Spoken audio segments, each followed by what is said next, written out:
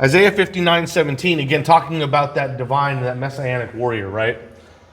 He put on the breastplate, he put on righteousness as a breastplate, and a helmet of salvation on his head. He put on garments of vengeance for clothing, and he wrapped himself in zeal as a cloak. So this divine warrior that's going to fight on behalf of Israel, he's wearing righteousness as a breastplate and salvation as a helmet. So this is where Paul gets that imagery from, right? So God wears salvation as a helmet. Now, that Hebrew word, I don't know what it is. I don't know Hebrew like I know Greek. I know very, very little Hebrew.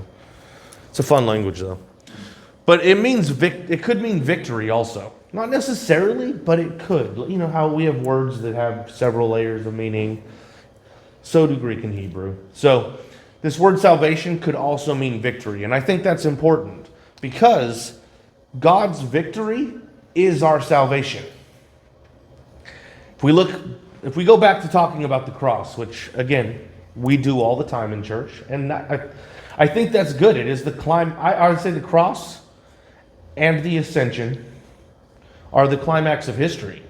Without that, nothing matters. It's all vanity. But when Jesus died on the cross, when he took on death as a human being that didn't deserve death, he defeated the cosmic powers, right? He defeated these fallen spiritual beings that didn't have so much influence in our lives. His victory, in that sense, is our salvation. He also defeated death itself, and therefore the power and the consequence of sin. So that victory that Christ accomplished on the cross is our salvation.